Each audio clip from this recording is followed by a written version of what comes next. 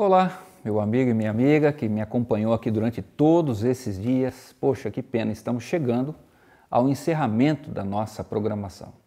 Então, por isso, desde já eu agradeço a sua bondade, o seu carinho, de ter separado esses instantes para estar aqui conosco todos os dias. Como eu mencionei, espero que Deus tenha abençoado grandemente você e que Deus continue te abençoando, porque você sabe, né? A promessa do Senhor é o seguinte: a palavra, quando é dita, a palavra de Deus, ela nunca volta vazia e ela fica reverberando na nossa vida enquanto nós existirmos. Que possa ser assim, que essa palavra tenha alcançado o nosso coração, porque afinal de contas eu me propus aqui todos os dias a falar não aquilo que eu queria, eu me propus a falar aquilo que a palavra do Senhor queria dizer. Então, que Deus possa abençoar a mim, a você, a sua família também, para que toda essa programação possa ter nos ajudado a estarmos mais perto do Senhor e sermos mais fiéis a Ele. Amém? Bem, o nosso texto de hoje é 1 Reis, capítulo 17, verso 10 até o verso 16. 1 Reis, capítulo 10 até o verso 16. E como de costume, vamos orar para pedir a bênção do Senhor. Querido Pai, muito obrigado, porque a Tua palavra fala, ela é viva. Quantos livros esse mundo tem, mas só a Tua palavra é eterna. E nós sentimos isso. O texto que nós vamos ler aqui é de uma pessoa que viveu há 2.700 anos atrás. 2.850 anos atrás, para ser mais preciso.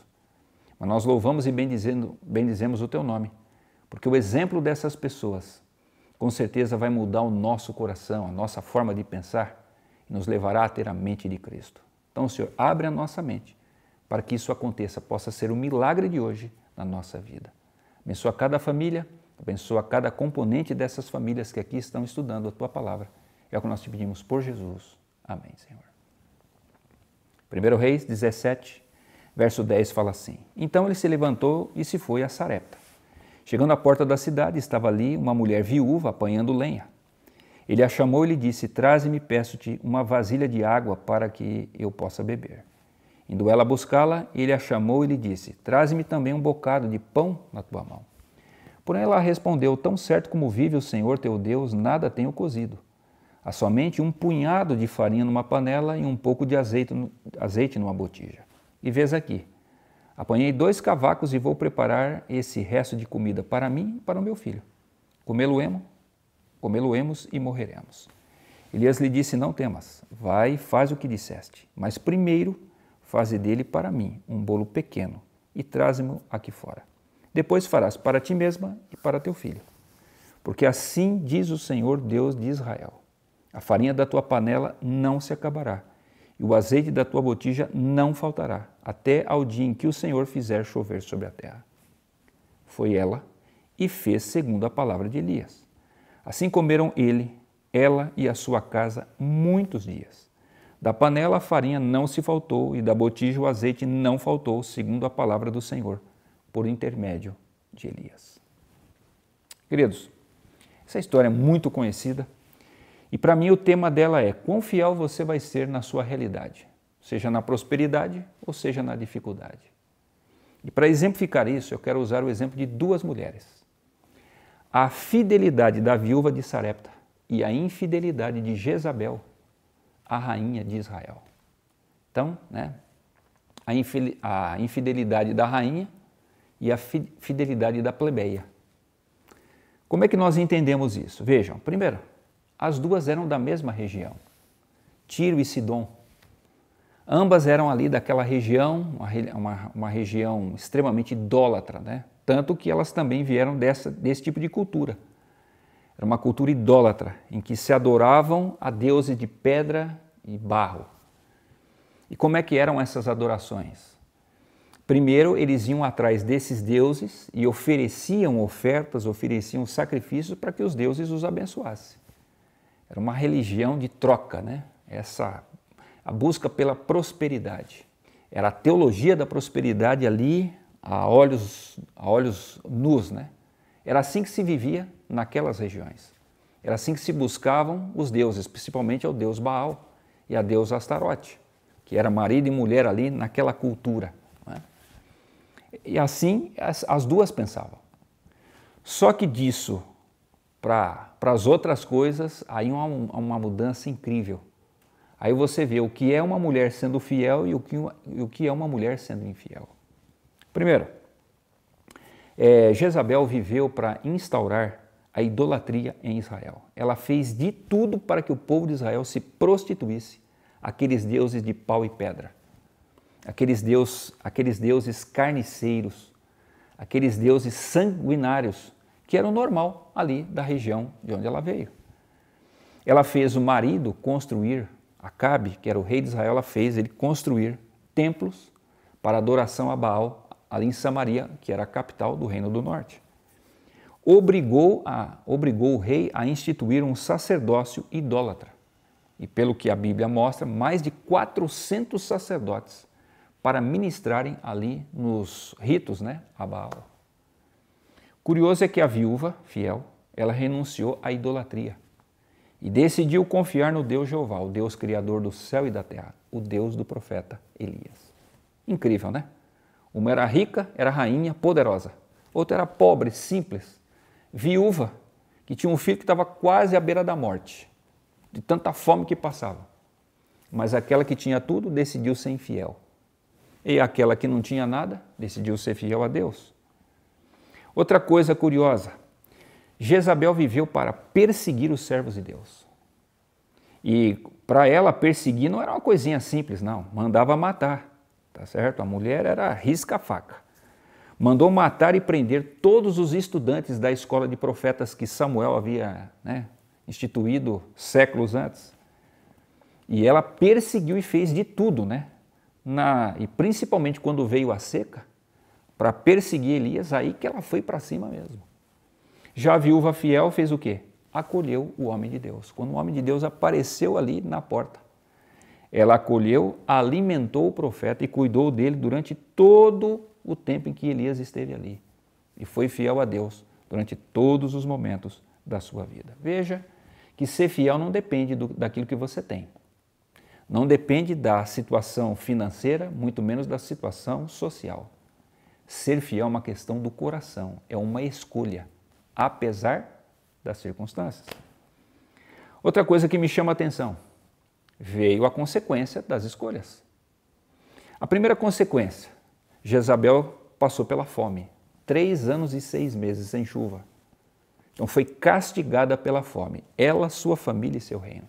Não sei se você sabe, mas uma das coisas mais tristes de você olhar é ver uma mulher seca. Seca, eu estou falando, você entende, no espírito, na alma. Aquelas pessoas que não têm mais o que oferecer, porque são secas, áridas por dentro. É triste. Você vê um homem com fome na alma, já é triste. Agora uma mulher é pior ainda. Que a mulher expressa mais ainda do que o homem essa carência que ela tem dentro dela. O curioso é que você vê aquela mulher fiel, ela, quando Elias chegou em casa, ela estava passando fome, ela estava passando necessidade, era a última refeição que queria fazer. Mas como ela foi fiel, ela recebeu a bênção, o milagre da multiplicação do azeite, o milagre da multiplicação da farinha. Ela foi uma mulher abençoada, ela foi uma mulher satisfeita pelo Senhor segundo a sua graça e seu poder. Outra coisa, Jezabel viveu para exterminar a lembrança de Deus e para colocar outros deuses. Já a viúva fiel, ela viveu para colocar a Deus em primeiro lugar. Tanto que Elias diz assim, faz primeiro para mim, depois você vai fazer para você, para o seu filho. Mas eu prometo em nome do Senhor que não vai faltar a comida que você tanto precisa.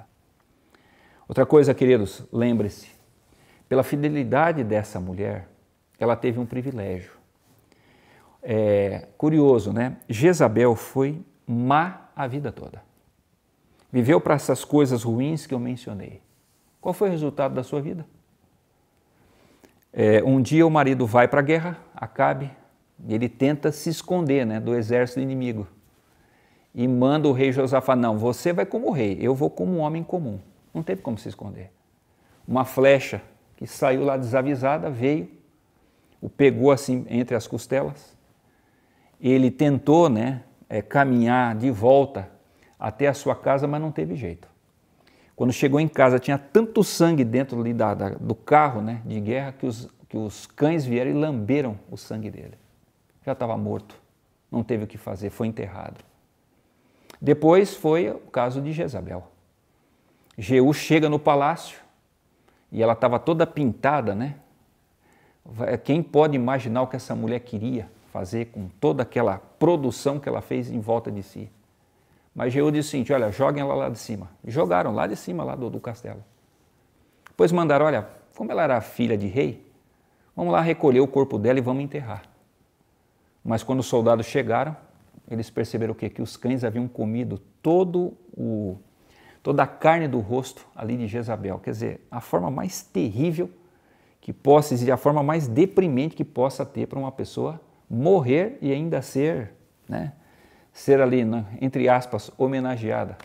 Lembre-se, os cães naquela época, eles eram selvagens.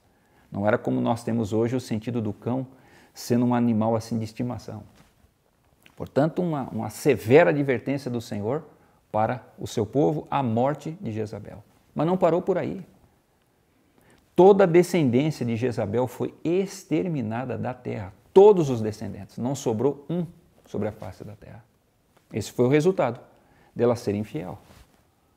Por outro lado, você vê a viúva fiel, o contraponto. A viúva tinha um filho.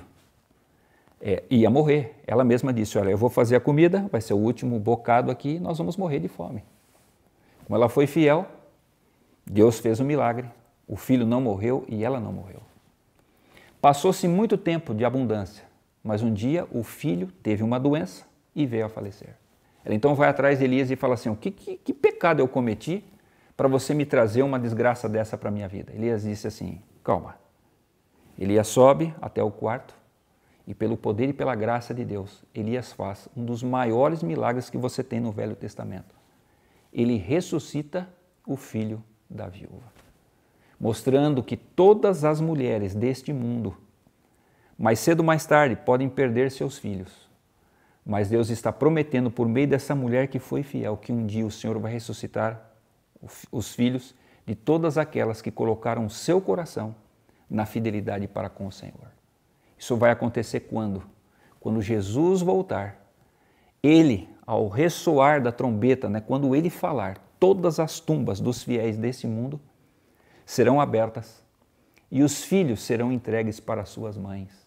Essas mães que foram fiéis, que criaram os filhos no caminho do Senhor e, é claro, deram um exemplo, entregando suas próprias vidas a esse Senhor maravilhoso que todos nós temos. Que exemplo incrível! Lembre-se que na Bíblia, Jezabel é o símbolo da apostasia, da prostituição espiritual. Você vai encontrar isso lá, até no livro de Apocalipse, isso é mencionado. Já essa mulher, a viúva fiel, uma mulher que a gente nem sabe o nome. Um exemplo tão bonito, mas o narrador bíblico não deixou o nome dela. Também não precisa. A viúva de Sarepta, o exemplo de fidelidade a Deus acima de todas as coisas. Seja na bonança ou seja na dificuldade. Ela é o símbolo disso. Uma pessoa que prega por meio da sua vida até os dias de hoje. Querido, eu preciso encerrar as minhas palavras nessa programação, mas eu queria fazer um apelo para mim e para você. Vamos seguir o exemplo da viúva fiel. Vamos seguir o exemplo da viúva lá de Sarepta.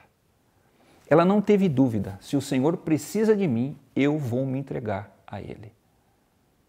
Claro que a aplicação, você sabe, ela é óbvia que eu vou fazer a você. Tem você devolvido os seus dízimos a Deus de forma fiel e correta? Como Deus merece e como você deve? Tem você devolvido as suas ofertas ao Senhor? Lembre-se que por meio desse sistema, Deus quer abençoar o mundo por meio da pregação do Evangelho. E o Senhor determinou que fosse assim. Cabe a mim e a você não discutir se o plano é certo ou se é errado. Imagina se Deus faz alguma coisa errada. Cabe a mim e a você escolhermos sermos fiéis ou não ao Senhor. Mas eu espero que você escolha ser fiel a Ele. Uma das histórias de hoje que eu conheço é a história da irmã Maria de Lourdes. Hoje ela tem 69 anos. Mas a história é a seguinte: ela é aposentada e mora ali em Rondônia. Ela estava vivendo a sua vida quando um dia o marido simplesmente chega em casa e diz assim: eu não quero mais viver com você. E ela dizia, e agora, o que eu vou fazer? Ela tinha 7 filhos para criar e a mais velha tinha 14 anos. Não foi fácil, mas ela lutou com a vida e conseguiu fazer o seu melhor para criar os filhos. O tempo passou, em 2008 ela conheceu a Igreja Adventista e foi batizada. Encontrou paz e alegria para o seu coração. Decidiu ser uma fiel adventista, tanto na pregação do Evangelho, ali por meio dos seus dons e talentos, como ser uma fiel dizimista e uma fiel ofertante. Mas a vida não é perfeita, né? Alguns anos mais se passaram e um dia ela recebeu a notícia que o seu filho, um dos filhos mais novos, havia sido assassinado por criminosos. Claro que a sua fé foi provada e foi testada, mas ela continuou fiel a Cristo. Em 2020, você sabe muito bem que veio a pandemia. E ela, já com essa idade toda, não podia mais ir à igreja. Ela passou a frequentar os cultos por meio da TV Novo Tempo e das mídias sociais, como nós estamos fazendo aqui. Aí o pastor da igreja decidiu fazer assim, não, quando chegou o Dia das Mães, ele disse o seguinte, eu vou visitar as irmãs, as irmãs, né, que são mães, vou chegar no portão, fazer um culto, elas vão ficar lá ali na janela, a gente canta um hino, eu faço uma oração por elas e espero assim que elas se sintam abraçadas e confortadas pela presença do pastor. Então o pastor foi. Ao chegar ali, fazer toda a programação, orou com elas, disse, olha irmã, estou indo embora porque eu preciso visitar outras irmãs. Ela disse, não, pastor, não vai embora ainda. Por favor, o senhor vai me fazer um favor. Foi lá dentro, pegou um pacotinho e disse assim, pastor, está aqui o meu dízimo. Tem R$150 aí, eu gostaria que o senhor levasse, porque esse é o meu dízimo. O pastor disse, pois não, irmã, sem problema nenhum, vou levar. Só que assim que o pastor chegou lá na igreja, ele se lembrou de uma coisa. Aquela irmã, há algum tempo atrás, havia dito para ele, olha pastor, eu tenho um problema sério de saúde e eu não posso ficar sem o meu remédio. E o pastor se lembrou que os R$150 correspondia exatamente ao valor do remédio. E ele percebeu uma coisa. Eu sei que ela está sem o remédio, mas mesmo assim ela decidiu dizimar. O que ele fez? Conversou com a sua liderança da igreja, fizeram ali uma campanha e passaram a comprar o remédio todos os meses para ela, até que a situação fosse restabelecida. O pastor voltou a conversar com ela. E ela disse assim, pastor, tem uma coisa. O dinheiro de Deus eu não toco. Sabe por quê? Porque eu sei que desse dinheiro depende a pregação do Evangelho. Da minha saúde Deus cuida e da pregação do Evangelho também. Só que da pregação do Evangelho depende a minha participação. Veja, queridos, uma viúva fiel nos dias de hoje, no meio de todas essas situações terríveis que nós estamos passando. Veja que Deus tem mulheres e homens fiéis há 2.850 anos atrás, como tem agora. Louvado seja o nome do Senhor. Você também não quer ser mais um que vai ser fiel, que se precisar vai dar a vida pela pregação do Evangelho? Você não quer tomar essa decisão no final dessa programação? Eu quero. Vamos fazer uma coisa? Vamos orar e vamos entregar a nossa vida a Cristo. Renovar a nossa fidelidade a Ele, para que Ele possa ser honrado e para que o Evangelho possa ser pregado e logo Cristo possa voltar. Vamos falar com Ele. Querido Pai, eu te agradeço porque existem mulheres, tanto no passado quanto no presente, que nos deixam testemunhos tão bonitos como esses que eu mencionei aqui. Louvado seja o Teu nome. Abençoa a nossa querida irmã que mora lá em Rondônia, que ela continue fiel. Nos abençoe, Senhor, para que nós sejamos fiéis na nossa realidade. Onde quer que nós moremos, seja qual a nossa situação, que nós possamos ser fiéis a Ti. Nós queremos renovar o pacto que fizemos com o Senhor no dia que nós nos batizamos. Que seríamos fiéis nos dízimos e nas ofertas, que seríamos fiéis na nossa oração, que seríamos fiéis, Senhor, no cuidado do nosso corpo. Todos aqueles votos que fizemos na hora do batismo, nós queremos renovar a nossa decisão de continuarmos sendo fiéis a Ti. Nos dá forças para isso. Nos dá, Senhor, a glória de que se o Senhor não voltar, que sejamos fiéis até o último instante da nossa vida. Mas se o Senhor voltar antes, que nós possamos, Senhor, Te receber de braços abertos, quando o Senhor chegar, que possamos ouvir da Tua boca, bem está, servo bom e fiel. Dá essa graça para nós, dá essa graça, Senhor, para os nossos filhos, para os nossos netos, que todas as nossas gerações possam ser de homens e mulheres fiéis a Ti, que possam mirar o nosso exemplo, ou o exemplo de quem for, mas de pessoas fiéis, para que possam se manter nesse caminho até que o Senhor volte. Nos dê essa graça, é o que nós te pedimos por Jesus, o nosso Salvador. Amém, Senhor. Obrigado pela sua atenção. Deus te abençoe. Um grande abraço, um beijo na bochecha e até a próxima.